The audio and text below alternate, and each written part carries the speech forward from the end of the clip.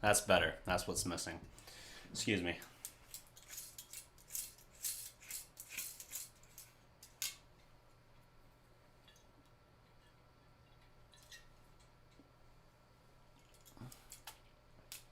Nope. Still doesn't hurt as bad. Alright, let's get to it. Let's just top this glass off here. I feel like I'm going to need a little bit more of the good stuff. Alright, welcome back, guys. This is a bitter taste, and I'm not talking about the scotch. I am talking, of course, about this first playoff game of this series. This is a frustrating game. This was, there's a lot of good you can take from it, but because of the major thing that happened in the start of the third quarter, it kind of sours everything else, and it's easy to overlook it. So I'm going to make this live stream kind of a tale of two stories here. We'll talk, tale is a story, so a tale of two stories is redundant. Get it together, DDP. First, we're going to look at the positives from that perspective. Yes, we'll talk about the negatives, and trust me, there's a lot to say about it, but there's a lot to consider as well. Now, if you've watched my streams these past couple days, not my streams, I guess my videos with James and Annie, then you know that one of the things we kept harping on was the difference in playoff experience between these two teams. I mean, you got Kawhi Leonard with more playoff minutes, I think, than the Mavs' entire team. And it's ridiculous. Kawhi Leonard's playoff experience dwarfs a lot of teams, I get it, but you got 4 of 5 Maverick starters making their playoff debuts.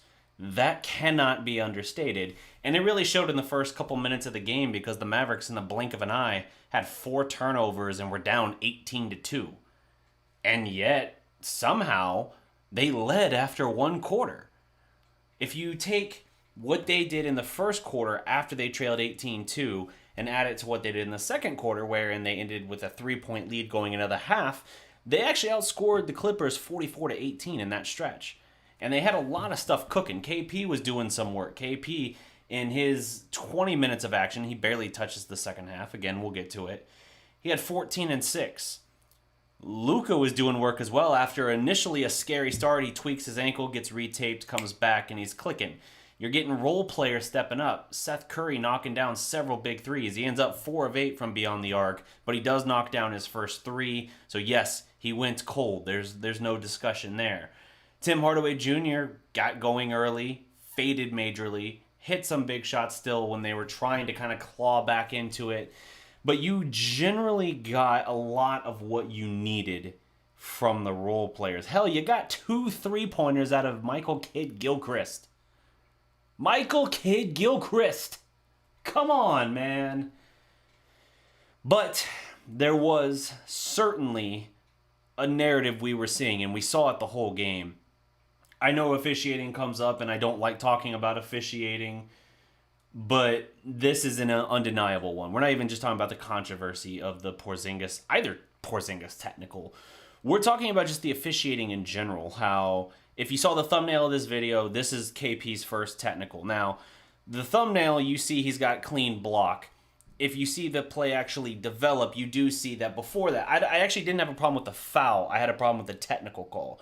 Because as you see, as the play is developing, he does get Paul George, as he's trying to dunk it, on the elbow first before his hand up higher completely snuffs out the block.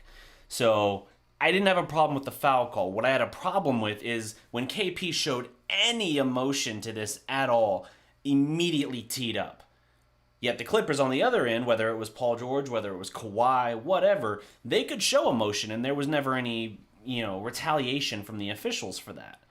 So KP gets a bogus first technical, and then, you see other times Luka gets a clean block, and again, they call foul. He blocked Harrell clean as day, and you don't get that. Now, Harrell's a bad free throw shooter. You send him to the line. It's not the end of the world, but it sets a tone where anything the Mavericks are doing, if they're making a play in a contested moment, the referees aren't giving them the benefit of the doubt. It's like they're looking at them and saying, hey, they're major underdogs in this case. They're a very young team, an inexperienced team. The Clippers are full of veterans who have absolutely paid their dues and, succeeded and been stars in a lot of cases at different times. Like, they're established guys. And it seemed like it just kept going in their favor, where any close play, the assumption was, oh, it's the Clippers' benefit. And that built tension. So the Clippers, we already talked about it. They're the second-rated efficient offense in the league this year, the fifth-rated defense, but in terms of the players they've got and the weapons they have defensively, the length, the athleticism, the versatility, the ability to hedge on a lot of these screens and kind of disrupt the Mavericks, who are the most efficient offense in the league this year and in NBA history, they can disrupt a lot of things. However, it created an issue where it's like, all right, they've got agitators. Not just Patrick Beverley. We always talk about Patrick Beverley. We talk now about Marcus Morris, who, by the way, whether he's wearing a Knicks jersey this year or a Clippers jersey, he's murdered us 4 times this year now. Something's going to have to be done about him. Regardless, you have these agitators, and they got them. They got Dallas to make an emotional reaction. Marcus Morris in this game, he gave them 19 points, and he was big for them. In fact, he hit a big 3 when they were pulling away in the final 3 minutes or so of the game. However, he gives just a little grab to Luka after a foul's been called. Luka's frustrated, and then Morris is kind of grabbing onto him, clutching onto him. Luka kind of yanks away. Little push there, and then KP comes in to protect his superstar. A couple of things. One, this double technical, which results in KP's second technical, is also weak. Namely, because I don't give a shit what Steve Javie has to say. KP goes in, he gives a push. Okay, but their guy grabbed and pushed Luka. Oh, so why is retaliation punished the same? Second of all, KP pushes after he's shoved in the throat. If you look on Twitter out there, you'll find a still from that. Morris is shoving KP right at the base of his throat before KP shoves back. Double tech, KP's done for the night with 9 minutes and change left in the third quarter. Outrageous. 14.6 boards in 20 minutes. KP, his last game against the Clippers, had 30 and 9. So I said a big X factor in this series was going to be KP having to basically be the unicorn, because KP, in this case, kind of like Anthony Davis is to the Lakers, it's something that the Clippers can't guard against. I know if you look at the entirety of the season, you might say, hey, KP didn't do much in the first 2 games. In fact, he didn't do much at all in the first 2 games. But it wasn't until the end of January, after the first 2 games, where KP broke out, became the center. This is all after the Dwight Powell injury. That's when KP broke out. Since then, we had that one game in the bubble and the early indication of this was KP was set for a big day. You have a guy that the other team just can't guard, and you have to run your unicorn out there at all costs. Like, that's what you have to do. You have to take care of that dude. And unfortunately, I'll say this. KP, for what it's worth, I appreciate you standing up for your young superstar. I understand the emotion of it. I understand it's also your NBA playoff debut. I understand that both of your technicals are weak as hell. Dirk Nowitzki calling it super soft on Twitter. LeBron James calling it outrageously soft. Basically saying, come on, man, you're going to eject a guy for that? NBA players all over the place chiming in on this. NBA Twitter in general chiming in, calling it a weak tech to eject KP in that situation. Nevertheless, KP, especially with how that game is going at that point, you having a technical already, you should not be the one to do that, because you are putting yourself at risk. So, as shitty of a call as it is, and I agree, it is absolutely shitty, it's outrageous, KP has to be a little bit smarter about that. So that puts Dallas in a major hole. Yes, they had this tremendous run. If you take out basically their 18-2 slump to start the game and their 4 turnovers in the first 2 minutes, if you take that out and you just focus on everything from that point on in the first quarter to the half, the Mavericks outscored the Clippers substantially. Did great work, but it ends up with just a 3-point advantage at the break.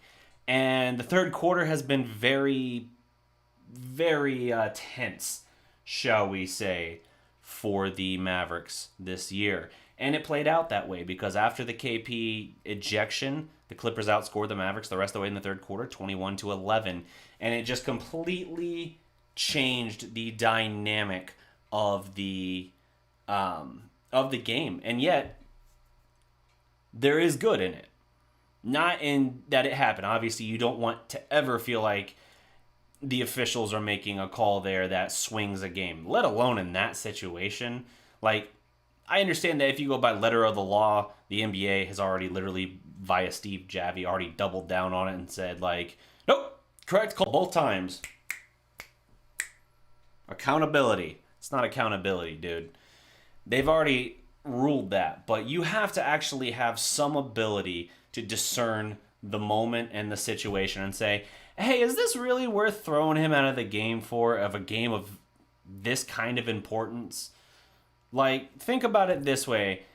In Game 6 of the 2011 Finals, there was a bench-clearing moment where you had Udonis Haslem and Deshaun Stevenson come out onto the court at basically a timeout break.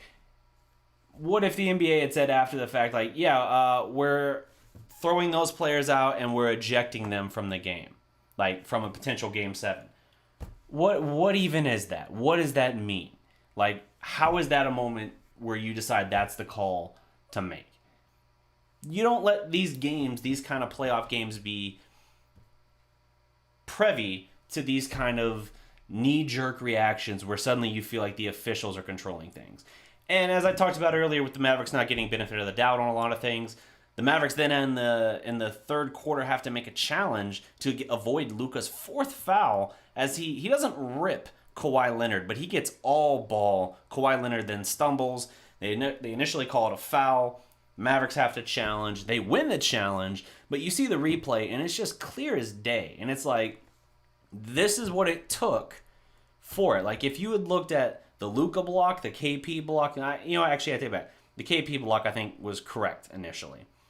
The overreaction to saying, hey, if you show any emotion to disagreeing with my call, my frail little bitch ass is going to call attack on you. God, I hope that's not isolated and used against me later on.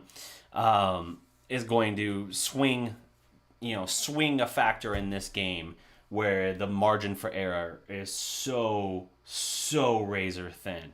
It's just unforgivable, I think. Like, you can't put these guys in that situation. So, the Mavericks battled back, and one thing that really kept them afloat, yes, you had moments for the role players. Tim Hardaway Jr. had some moments. Curry had some moments. You still lacked a little bit of what you needed in some crucial areas. Dorian Finney-Smith, yeah, he had 9 points, but he missed a lot of three-pointers. I liked the aggressiveness he was showing. He looked like he was very confident taking some of these shots, but they weren't dropping. So I'm hoping, for the sake of the series as a whole, he doesn't get shaken by this and kind of doubt it, because he has been one of the breakout guys for the Mavericks in the bubble, at least offensively speaking. But you're just in a weird situation here. I see the chat rolling over here. Let me drop through some here just for some shout outs real quick. Trevor Foster, first in the house. Gle, what up? Big homie from the D. I see a lot of anger right now. Clemson Jacob, we got ripped off DDP. So pissed. I agree. Yeah, we talked a lot about this, Refs and 4. Yep, I understand the sentiment. MZ Fibula, what's good? Yeah, I understand the sentiment, absolutely. It's frustrating to see because you feel like the game is taken out of your hands at that point. And yet the game was so close. Like, think about this. We mirrored where we were August, I think it was 3rd against the Clippers. We were tied at 101 all with 6 minutes left. And we ended up losing that game 126-111. We were basically in that same exact spot this time, only this time it was 101-98 LA. Dallas could not get over that hump. They just couldn't. Like, Luka kept making plays, and he was keeping them close, keeping them close. The role players were doing well. In fact, the start of the fourth quarter, the Mavericks had to rest Luka, and because of the KP ejection, they were really at a disadvantage, and yet the role players kept them right there. That's all you can really ask. But they had their opportunities, and just like we talked about the third quarter biting them in the ass, the clutch kind of did as well because they just had too many empty possessions, and the Clippers, despite getting a lot of guys in foul trouble. At halftime, you had Paul George, Kawhi Leonard, and Patrick Beverley all with 3 fouls. You had Patrick Beverley for like a full quarter and a half with 5 fouls. Now, he was playing matador defense on Luka, and Luka started just at will getting to the rim and getting layups, and that's why, hey, Luka sets an NBA record for most points in NBA history for a playoff debut with 42. He passes George Mikan. That record is set in the 40s for a team that doesn't even exist anymore via relocation. So that's the kind of history Luka makes today. Outdoes anything Mikan did, outscores anything Kareem Abdul-Jabbar did, anything Derrick Rose did. Eastside, I see you in here. Damn for sure anything James Harden or Russell Westbrook ever did. But that's just how this game kind of developed for the Mavericks. Like, very back and forth. Even when the Mavericks built at one point a 14-point edge in the first half, in the second quarter there, the Clippers came right back. They had a big run of their own, and it just started to kind of waffle back and forth. This is a physical game. I talked about this in my previews. I said the playoffs are going to be more physical. The Mavericks are young and inexperienced. They're not going to get the benefit of a lot of these whistles. Now, to be honest, I didn't even expect it to be as ridiculous as some of these calls were. But that said, I warned that would be the case. The Clippers got a lot of great calls. And you know what? The Mavericks, even though they played great, even though they fought and scratched and clawed to stay right there, they made too many mistakes in the clutch again.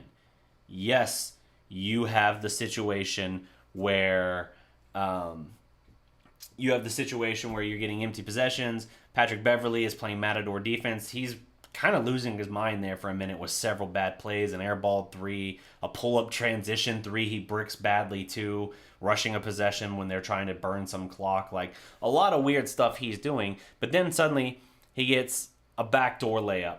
Then he gets a couple offensive rebounds and it keeps the ball alive. Where this game really waffled away from the Mavericks for the final time is you get a possession where it is 99-98 LA. Dallas has the ball and they get 2 cracks at it. I believe it's a Maxey shot and a Dorian Finney-Smith shot. Luka sets up the first one. The second one just kind of happens in the loose ball situation and you get a good look, but you miss both of them. And then LA comes down, gets a bucket. I think that Dallas then turns it over the next possession. Then LA gets 3 cracks at it on their next possession. They miss a shot, offensive rebound, miss a shot, offensive rebound. Kawhi Leonard gets a big bucket. And that stretched it to 5. And that really felt like the swing right there. It felt like, even though Luka, he kept scoring, he kept getting layups, quick scores and all that to stretch it out, it felt like that was the moment where it pulled away for the Mavericks. And in the clutch, once again, the Clippers just have a little bit more than they do. Paul George gets a big 3. Beverly gets a big 3. Marcus Morris gets a big 3. And that sucks too because, again, the play that gets KP ejected, Morris instigates the entire thing. Yeah, he gets a tech, but he keeps busting our balls the entire game after doing that. It's like, that's what we talked about. LA has these instigators. And he talked about it yesterday in the show, basically how they've got all these guys who are going to try and be physical with you. You got fouls to give, so to speak, with some of your bench players. And they're going to try and get in your head. And in the case of Marcus Morris, I think he did get in their head a little bit. Now, what I do like is this idea that this has been said for years.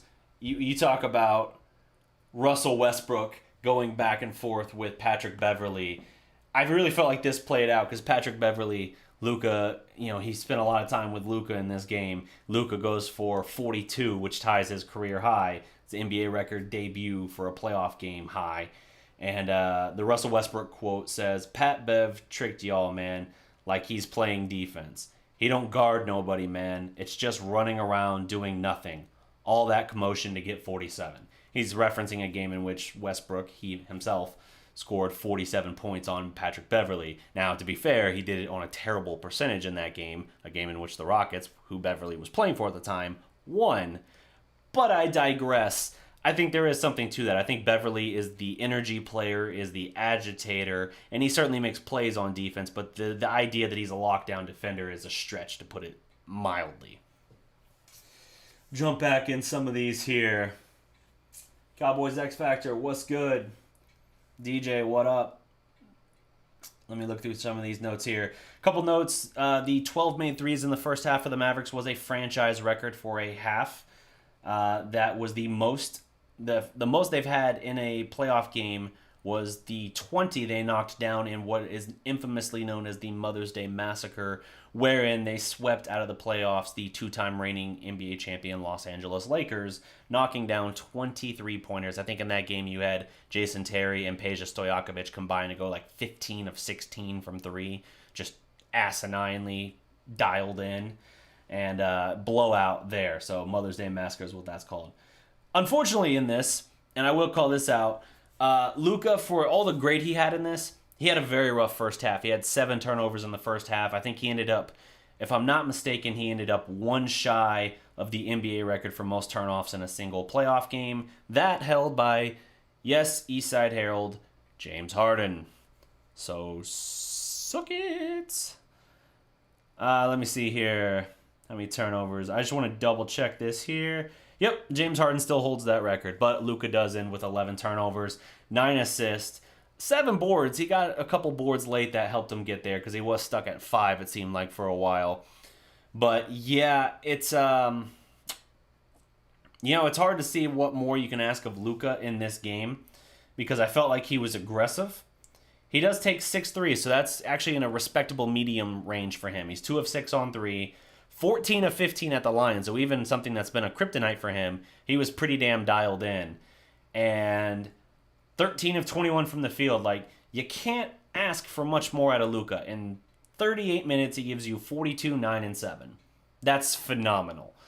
That's beyond phenomenal. KP in the first half, when he was actually able to play, he was, I think, 8 of 9 at the stripe. Him and Luka were the only Mavericks in the first half to attempt free throws, and the team was 15 of 16 overall. So, yeah, very, very good moments that you see there, but you feel like you're already playing a very difficult matchup, a less than ideal matchup, and a team that has the ability to, with their superstar power, has the ability to pull away from you real quick. And then when you feel like on top of that you're having to battle officials, it just feels less than fair to a lot of these guys. Out of Kawhi Leonard, you get 29, 12, and 6. Other than the fact that he was 1 of 7 on threes, he was pretty much dialed in. 11 of 21, pretty much matching Luka there. And 6 of 6 at the line, 3 steals. Like, yeah, he's there. He does have 3 turnovers, but whatever. Great game out of him, steady presence. He had the great hustle play late that saves the ball out of bounds to deny the Mavericks another possession. That went big. Paul George, he's living his best life, not having to do a whole lot other than just pull the trigger on threes. He shoots 11 threes. He's 27 points in 37 minutes. 10 of 22 from the field, though. That's not bad at all. 4 of 11 on threes. It's crazy how they have so many good defenders. Kawhi Leonard, Paul George. We talked about Beverley being a good agitator defender.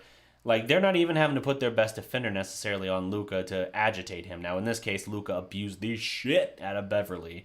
And even when Kawhi Leonard started matching up with him, Luka was abusing him too. Now, at that point, Luka was really trying to hold the Mavericks. He was like the only thing kind of holding Dallas in that. But there's something to be said about just how much depth they have. Like, you look up and down their roster, the kind of depth they can throw at you. It's pretty incredible. I did like that this time they actually kept Zubac in check. He had 10 and 10 in 22 minutes. Not nearly as devastating as his 21-15 game from the third. But Yeah, you're going to have to figure something out. Let me look through the actual breakdown here. Dallas shoots 46% from the field compared to 47 for the Clippers. Dallas does knock down. Wow. So Dallas knocked down 15 threes on the game. So they only knocked down 3 more threes the rest of the game after the first half. Damn. That is bad. So that's a big swing there. I know the third quarter went south, but I felt like they got to at least 17 or 18. The Clippers knocked down, meanwhile, 13. So Mavericks actually a little bit better in that regard. Free throws, Dallas 21 of 24 as a team. Pretty damn solid. I know Boban missed one, Luka missed one, KP missed one. So there's your math right there. Clippers, meanwhile, 15 of 20. You had Patrick Beverly, as I was talking about him kind of self-destructing, missing 2 big free throws, and then Luka getting a quick basket the other way. So you cut it to 4 at 114, 110 on that, but then you get Kawhi to the line a couple times, and that extends it out the rest of the way. The problem is Dallas with 21 turnovers. I talked about how turnovers, Dallas has been throughout the season a great team in terms of limiting turnovers, but in this game they got off to such a bad start, and Luka himself had such a rough game. Whether it was the physicality, whether it was the refs not blowing whistles, whether he drew contact, whether Boban drew contact, it didn't really seem to matter.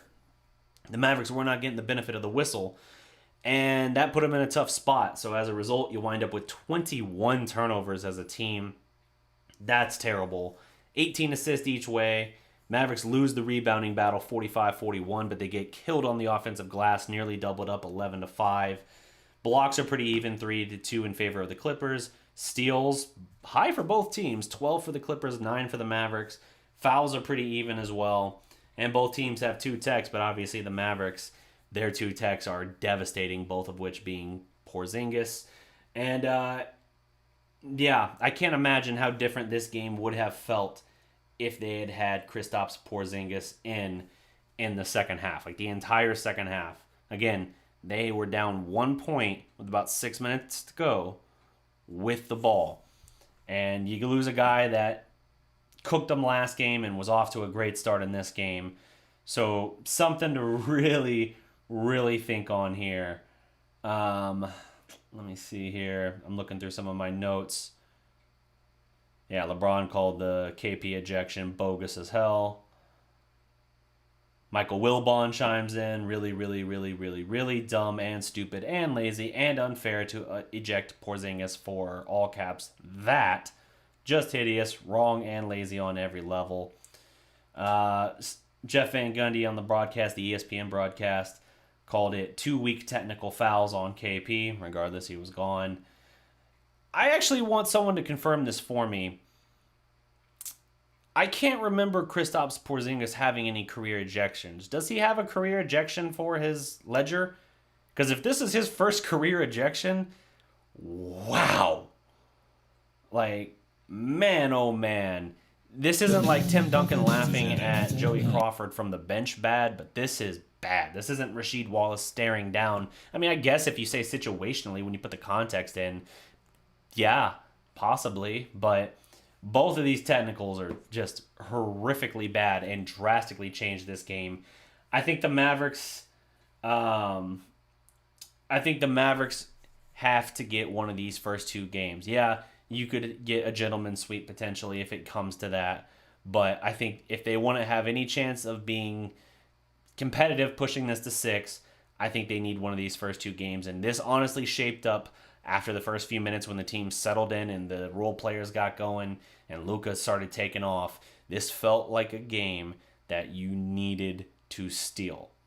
Like, this is an opportunity for it. Now, I don't know what KP is going to do in the second round as in round 2 of this series, but this is pretty bad. Steve Javie might come out and say, he's the ESPN rules analyst.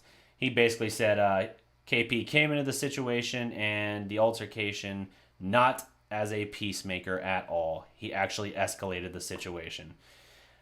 I think it's ignoring that. I don't think that was looked at well enough, but whatever. It leads to what we know. So the Mavericks scored 38 in the first quarter. This is from Tim Calishaw on Twitter. Mavericks scored 38 in the first quarter when the run and gun style was killing the Clippers. and then in the next 2 quarters scored a combined 44 points. So the Clippers really figured out how to slow down the Mavericks in the second and third quarters. Granted, the third quarter got kind of shot to hell as far as mapping out any sort of trends because of the KP situation. Crazy, crazy, crazy. JSL, what's good? Our duo was outplaying the Clippers. NBA did not like that. That is, I mean, at that point in the game, they certainly looked like it. Like Dallas, after they steadied themselves a little bit, took a 14-point lead in the second quarter. Now, again, I've always called out the third quarter troubles for them in the clutch. So there was a lot of action to play, and by no means was anything locked up. It's not like the Mavericks were about to run away with a 20-plus point win. But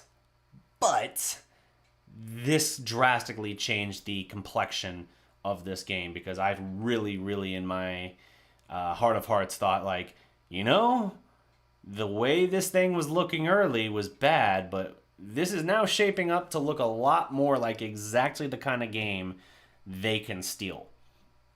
And if they steal one of the first 2 games, then maybe you got a little bit of a different flavor, and maybe they can push 6, but did not work out that way. Luka, after 3 quarters, had 30 points. Kawhi had 19, PG 18. So balanced attack from the Clippers, but very drastic shift there. Let me see.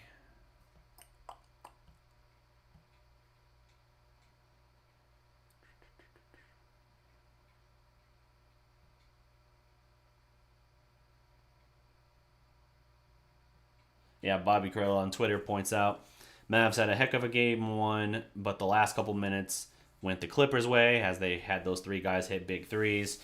They hit a couple big threes. The Mavericks, meanwhile, had too many empty possessions. Basically, anything that didn't result in Luka just driving to the basket for a layup was an empty possession for them. So, yeah, they're going to have to make some adjustments, because while they put up a very good game in general, but especially when you consider the context of the KP situation, it completely... So they're 0-5 now against the Clippers this year. The first 2 games I kind of throw out because early in the year, team hadn't really figured anything out yet, and KP wasn't KP yet. I think he was like 15-9 in one game and then 10-9 in the next.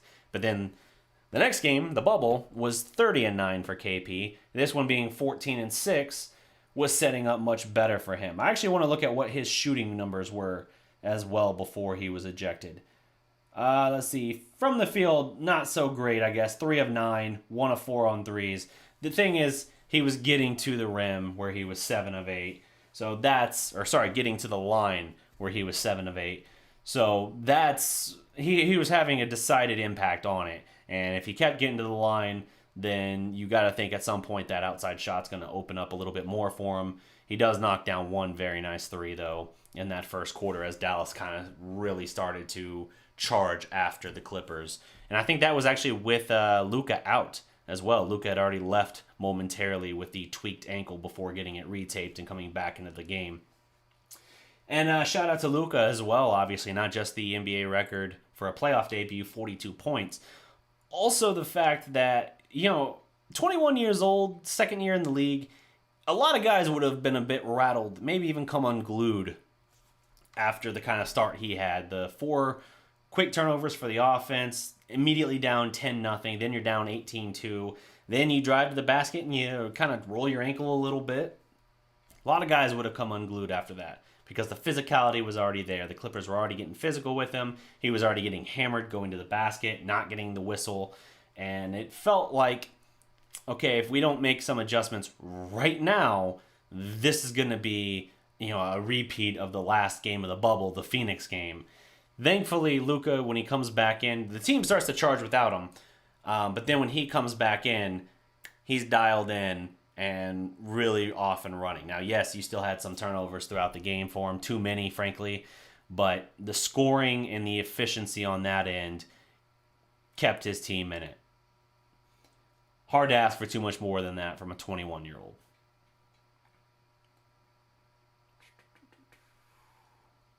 Why did Rick put Boban on Harold, then Maxi on Zubac, though? Yeah, there were some interesting decisions there. Some of them worked, some of them not so much. I'm actually very curious to see the status of Trey Burke. He, late in the game, tweaked his ankle on an inbound pass. Now, he does hang on to it, get the ball to Luka, who then drives and gets a bucket, which was huge. But at the same time, he's one of the guys I thought was going to be a big X factor. Here's breaking now. Luka talking about KP and the ejection. He said, KP had my back. I don't think it was fair to throw him out of the game, especially in the playoffs. I wanted a snippet quote from KP, but I don't see the quote itself. I'm sure it's about what we expect. Like I said, you got NBA players everywhere and sports journalists everywhere basically shaking their head like, you ejected him in that situation for that? And then moments later, you got Kawhi Leonard running at the official in disbelief over a call he didn't get. And nothing. Not a damn thing. That is called the haves versus the have-nots. KP and Luka do not get those calls right now. Not in a playoff setting, at least. I think Luka will get those calls before KP does. Just being, that he's like basically heading towards being one of the main faces of the league. But yeah, it's really felt like the officiating cut more towards the haves and not the have-nots in this case. Let's see. MKG deserves more minutes, at least 15 minutes. The thing with MKG, once KP got ejected, I knew we weren't going to get MKG because he's so limited offensively, particularly. I know he hit a couple threes in this game, 2 of 3. But he's so limited offensively that unless you have KP out there, your floor spacing is going to go to hell. And for this team and how it's built, you have to have that. So I kind of knew we weren't going to get any more of him. But I agree, in a general sense, you need to see some more MKG.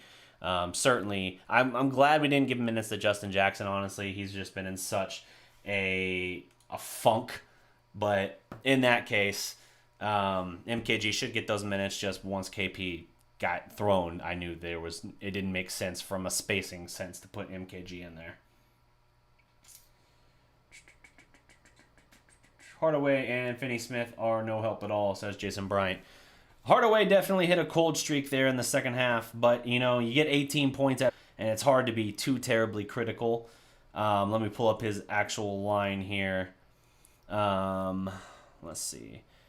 Tim Hardaway Jr. for the game was only 4 of 11 on threes, so that's not great. But 7 of 16 overall, 18 and 6 in 36 minutes. I don't have a terrible problem with Hardaway Jr. here. Yeah, he definitely hit a cold stretch there in the second half, but his overall production for what you would ask of a third guy, I think, is pretty in keeping. Had you not had the situation with KP, you don't have to rely on him as much, and therefore his misses don't feel quite as glaring. I agree with Dorian Finney-Smith had a rough day. 1 of 5 from 3, 4 of 9 from the field, 9 points, 4 boards, 2 assists in 32 minutes. Now, in this series in particular, you're mostly asking him to try and because he's the best perimeter defender you got out there. You're going to throw him at Paul George probably. Obviously, you saw a lot of Maxi guarding on the perimeter against Kawhi Leonard.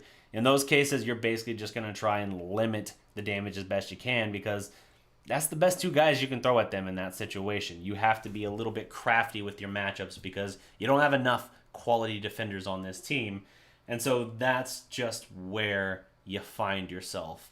So, yeah, it's I understand the frustration there, but I don't want to be terribly hard on one, even though I've definitely been a critic at times of Tim Hardaway this year, and Dorian Finney-Smith as well. But we'll see. I don't expect if you can get big games out of Dorian where he knocks down 3 threes or something like that, that would be huge.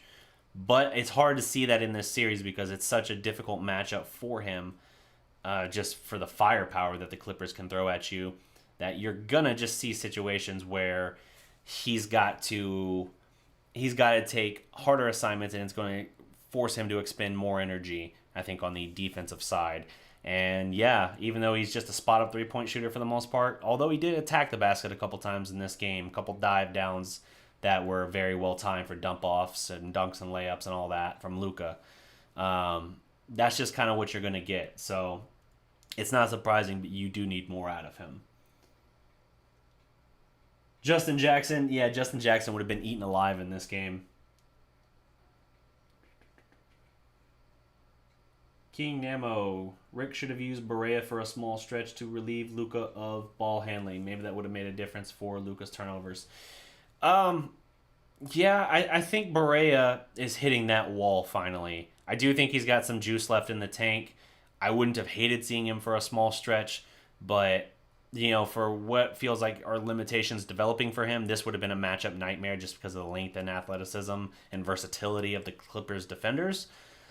I wanted to see more from Trey Burke. I thought that we didn't get enough minutes from Trey Burke. 20 minutes for him. So I guess from a minutes perspective, he did fine. 1 of 5 shooting, 0 of 1 on 3, 2 points. So he didn't make a big impact.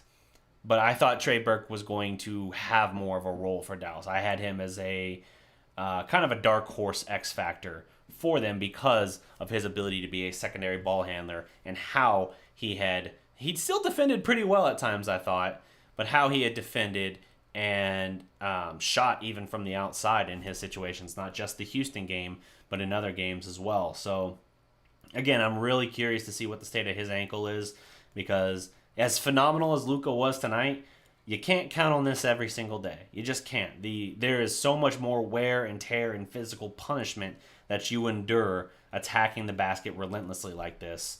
And it's going to eventually start to wear on you. That's why you have to have KP there consistently and stepping up in a big way, being around 30-9 basically. You got to have Seth and Hardaway stepping up and putting things up as well, putting up strong numbers as well. And 18 and 14, if you told me going into the game you were going to get that out of the two of them and Luka was going to drop 42 and 9 and that KP in his time was going to be very effective as well, I would have said, damn, I think Dallas has a chance. But then I would have saw what actually happened with the KP situation and been like, oh, yeah, I don't know. It's all right there. It's just a matter of how a couple things break for you. So anyway, it's a one-game thing. I know it's a heartbreaker. I know it's frustrating as hell. You feel like you're certainly in this game having to go against an already title favorite, probably the hardest possible playoff drawing you could have had. Even if it was a 16-team bracket, basically, instead of 8 and 8 in the West and East, you would have had. First of all, you would have had the Clippers either way, I believe. But second of all, the hardest matchup you could have drawn. It's still just one game. It's still just one game, so you can't hang your head too much. Hopefully, now that the jitters they had at the start of this last game are, steadied a little bit. They still have some major self-reflection and questions to answer regarding the third quarter droughts, regarding the clutch time, and how they're going to... Now, they did get... The shots they got in the clutch were very high percentage, obviously. Luka diving right down to the basket and finishing over Beverly, over Kawhi Leonard, over, I think, Marcus Morris once. Those are great. Those are the kind of shots you need to be able to generate for yourself, but you still can't have too many empty possessions, or you got to find a way to get big stops. Now, I felt like they did rebound pretty well in this game. They held right there with it. The Clippers and Mavericks both pretty evenly matched in terms of their rebounds per game numbers this year.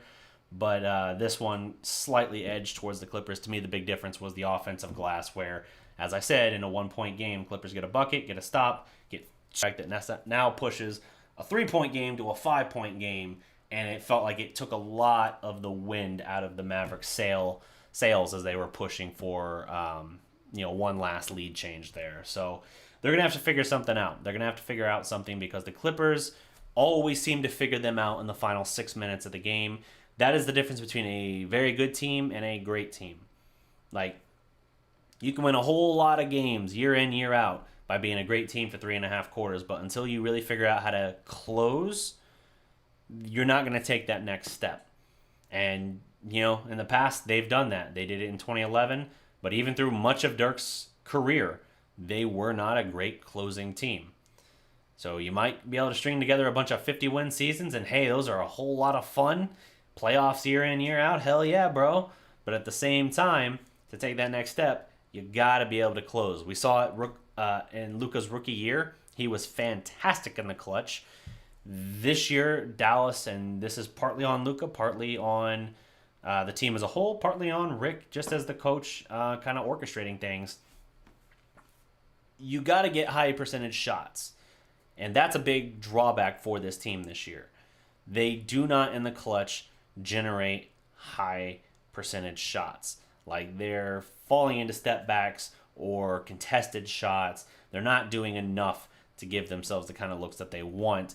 And as a result, you got your three main guys, Luka, KP, and Tim Hardaway Jr., shooting in basically the 31 to 35% range in the clutch. That's not good. If you can get over that hump, and it might happen this year, it might not.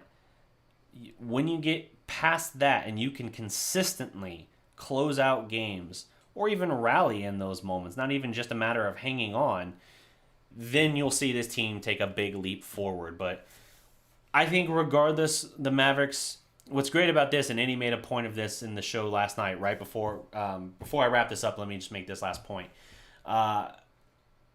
We kind of talked about how the Mavericks are going to look drastically different, we think, roster-wise, over the next couple years. But what's great about this now being in the playoffs, and let alone drawing the Clippers are a perfect measuring stick for the Mavericks. As terrible of a draw as it is, you're talking about one of the two, at worst, three best teams in the league, in the playoffs, title favorite, whatever. You're looking at that and you're able to see where you measure up. And now you're going to have all of these great data points that say, hey, Luka, beast. KP, monster. Hopefully we can say that about KP, obviously. But, we feel really good about those two. Now let's look at these role players. How did so-and-so do here? Well, we have him. He's on a 3-year contract. It's a great value contract. But how did he do? Well, we don't get a ton of offensive lift from him, but this is how he did defensively in this situation. Once you have all these different data points, then you can build your roster around it. Because we didn't get to see Luka and KP playing together last year. KP set out after the trade the rest of the year. And so free agents didn't get a chance to see Luka and KP together. Now that Luka's been running wild for 2 years and doing all this historic stuff, you got that to base it on. And now you see KP post January 21st or whatever has been bigger, better than ever as the unicorn than he ever was in New York. And as a result of that, now you got a different perception. Now, I don't know that the Mavericks are going to go out and get a big fish per se, but I think that they'll have a better chance. Let me put it this way. I don't think you're getting snubbed by a Danny Green-esque player again. Now, I know Danny Green went to the Lakers, and in that situation could still happen. I'm just talking about, now that people see, oh shit, this is, with Luka orchestrating this is the most efficient offense in NBA history. The amount of quality looks he generates for them, the space, the production, all of that, fantastic. And now you get KP, who's putting up these numbers over here, 30 and 9. He's insane as well. You put those together and you just say, what kind of looks would I get in this situation? What would we be able to do here? Oh, and Dallas has some salary cap space? Okay, now I think we have a better fit. I think it's going to be different moving forward. The team is going to see a drastic metamorphosis in the next 2 years. That doesn't mean that we didn't get quality re-signing, keeping a lot of our guys before. I think the Maxey deal, I love Maxey. I think the Maxey contract we got for him over the summer was great. I think the Dorian Finney-Smith one has been an absolute steal. Dwight Powell, especially with the torn Achilles, that one's a little bit more contentious, I understand. But, for what it was at the time, I thought it was fair value. So, yeah, you got a bunch of things like that. Seth Curry, I think, he's up and down, but you see in times where he can be a fantastic difference maker for you. You got all these guys there. To me, the big thing, and I mentioned this in a previous show, but I want to harp on it one last time. The big move last summer was getting KP to ink that 5-year deal. Biggest contract in Mavericks history to date. Luka's will ultimately be bigger, of course. and he's eligible in 2021. But KP inking a 5-year deal. Had he not inked that 5-year deal, he would have taken a qualifying offer and be hitting unrestricted free agency this summer. How differently do you feel about the season if you suddenly have the questions about, like, oh my God, are we going to lose KP? Like, on top of this, we see what him and Luka are. Like, surely he would want to stay, but you just never know. Like, you never know. It's so much better and more reassuring knowing you've got him locked down through 2024.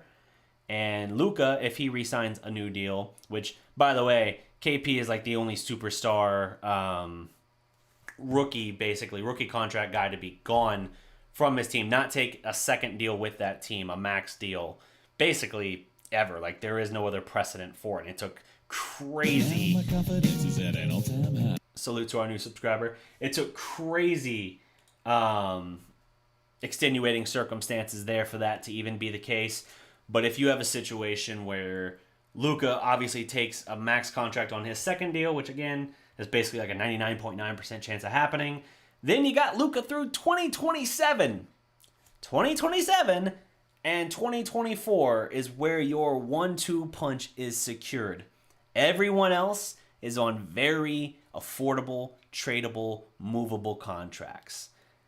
You'll see the team address it, and they'll use all these data points to figure that out based on what we see in this postseason run. There's a lot of guys I like on this team, but they have absolute glaring needs that must be addressed and upgrades that must happen. We'll get into all that later, but for now, like I said, it's a frustrating loss, but it's one game in a series where you are a monster underdog. Probably the only matchup you could have drawn where you would be a monster underdog. Any other matchup, you would have at least had a puncher's chance as far as the perception. You would have had some experts picking you.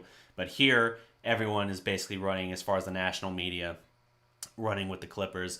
So we'll see how that shakes out. But hang tight. Don't gloom and doom too much over this. We got at least 3 more of these sons of bitches to run down. So that's going to do it for my time, guys. Thank you so much for tuning in. Hang tight. We will get through this. I've got to down the rest of this. And don't forget to like this video, drop a comment below, subscribe to the Dallas Prospect, and until next time, remember, every legend was once a prospect.